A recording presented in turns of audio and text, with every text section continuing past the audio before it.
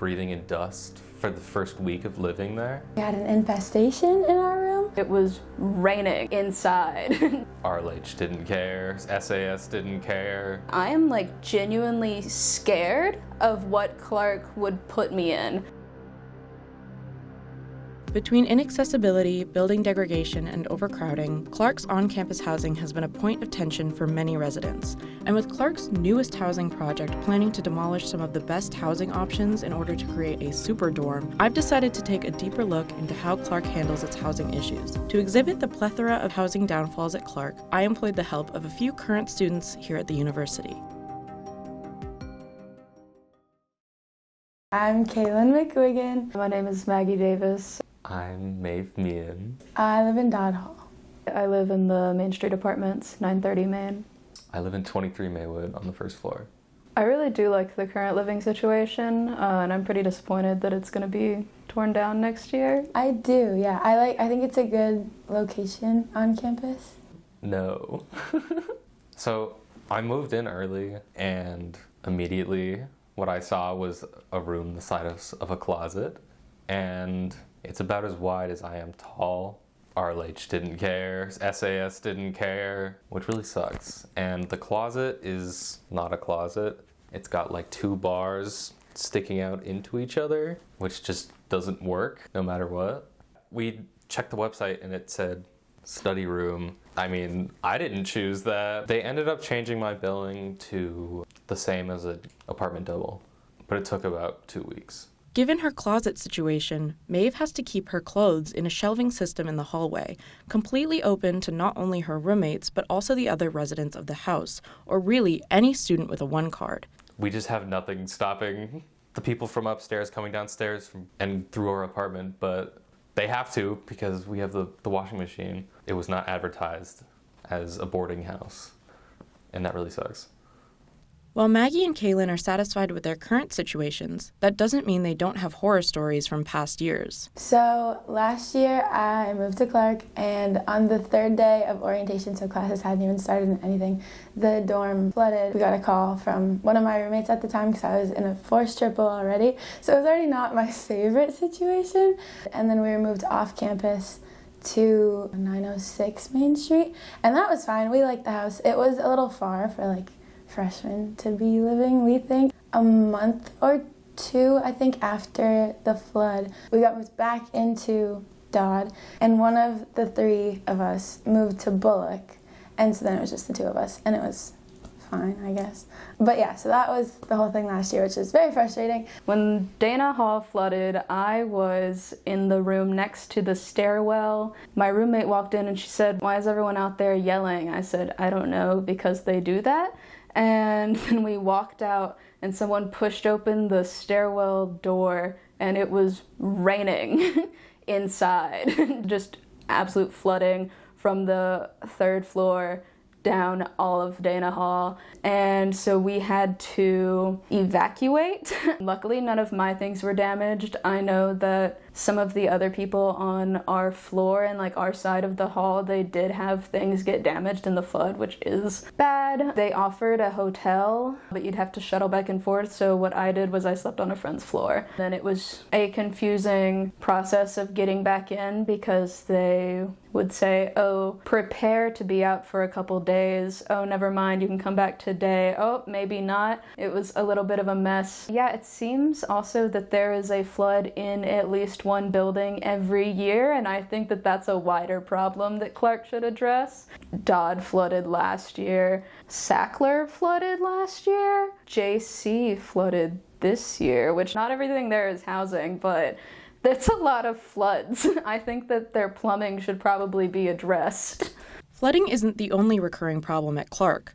Mold, water damage, and degradation can be found in most of the dorm buildings, even during the first few days of the semester. There's a lot of issues with Clark housing. I don't think that they thoroughly inspect it at all during the summers before they move students in, and I think that a more thorough inspection and cleaning and like maintenance process over the summers would do them a lot of good, because as it is now, you're walking into your brand new dorm in August and there's already like water damage and mold and the floor is dusty and it's the first day. So in addition to the flood last year, when we got moved back, it took like a week and a half maybe for us to see this little creature behind our fridge in our room, and I thought it was an alien, but come to find out it's a house centipede, and they're like, I guess they're common at Clark dorms or like housing, whatever. I didn't love it because I don't like bugs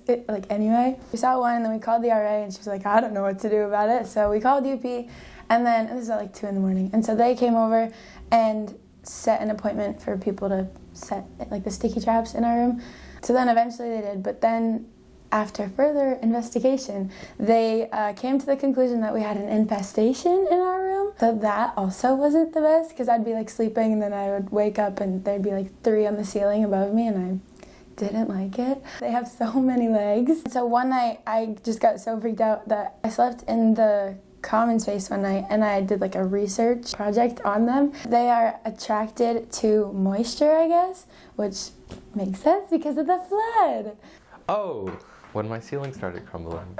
We realized at the beginning that like, oh, why is the bed dirty already? But I didn't think much of it. And then I came back late one night and just realized that my bed was covered in dust, which implies to me that I've been just like breathing in dust for the first week of living there. I went to RLH about it immediately and it took them a week to fix it. They provided me temporary housing, but it was like all the way across campus and I don't really know what they expected me to do, like bring all of my stuff all the way over there. So I just slept on the living room floor. So what is Clark's plan for on-campus dorms? Not to fix current problems. I honestly don't know that much about it, but I have heard that like they're making a new dorm in place of the buildings that are here that like students love and use.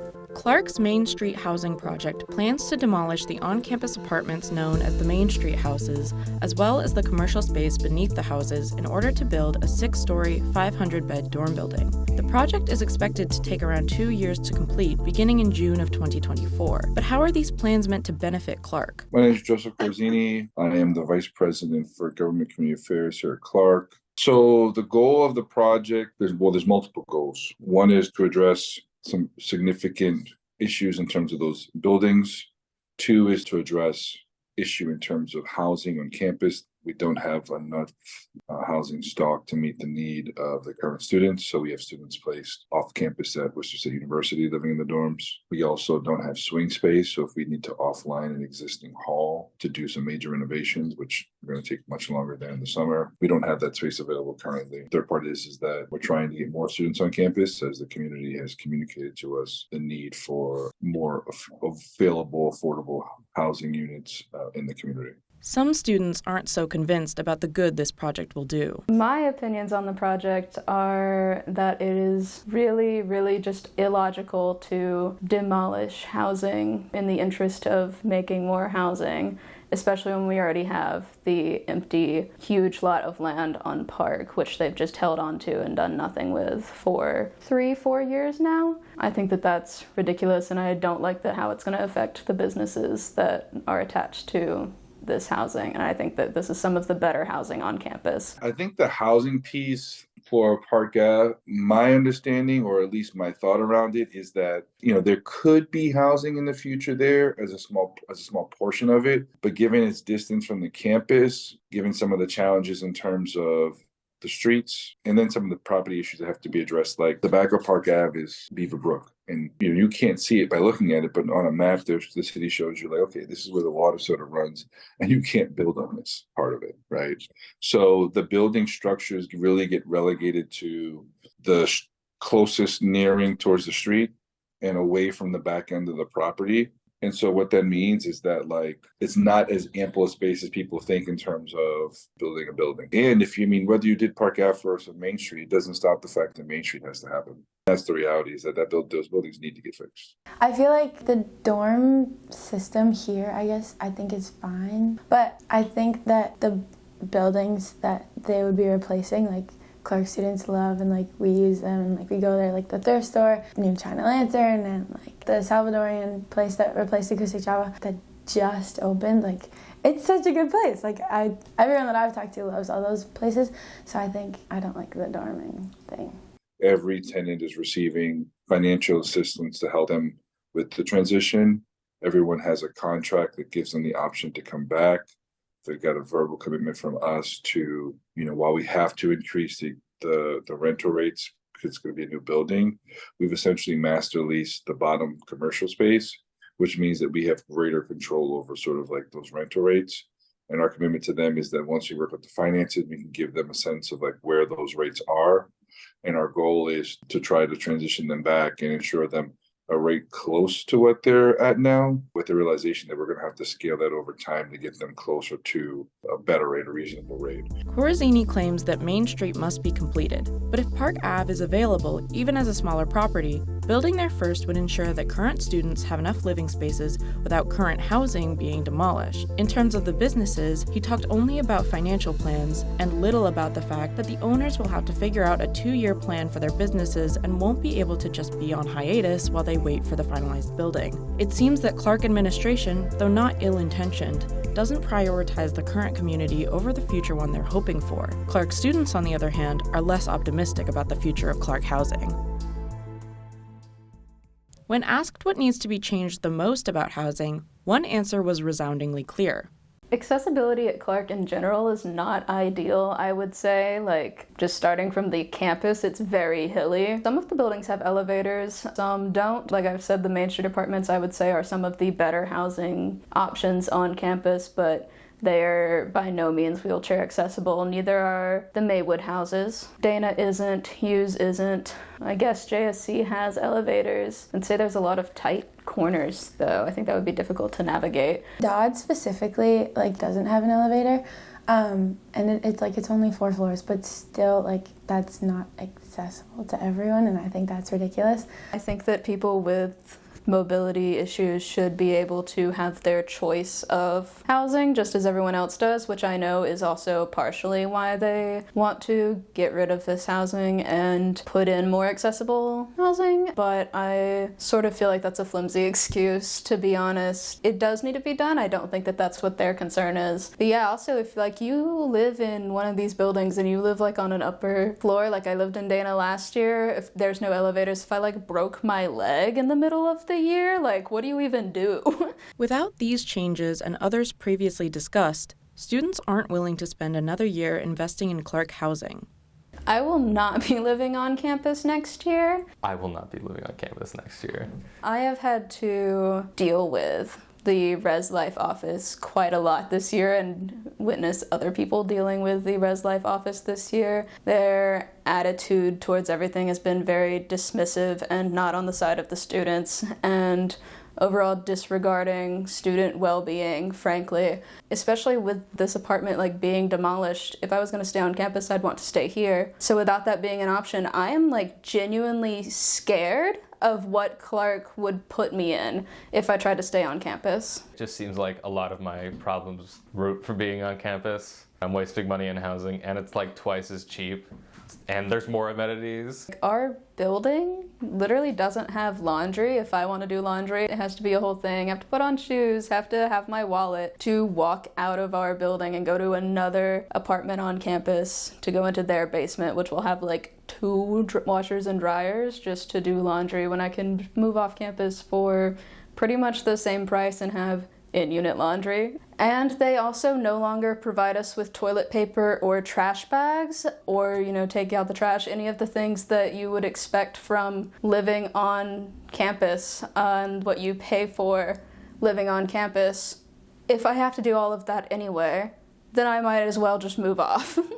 With as much optimism as I can muster, I sincerely hope that the Main Street project begins a series of improvements for Clark housing, but that future isn't looking so realistic. Clark has a history of underestimating the time and effort needed for new buildings or renovations, especially looking at the library, which has been under construction for all 3 years that I've been here, and the new MACD building, which despite being labeled as finished, is still undergoing constant changes and troubleshooting. To this I say, Clark, listen to your students, your staff, and your community.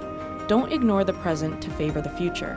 If the best housing option at Clark is to move off campus, maybe it's time to rethink your strategy.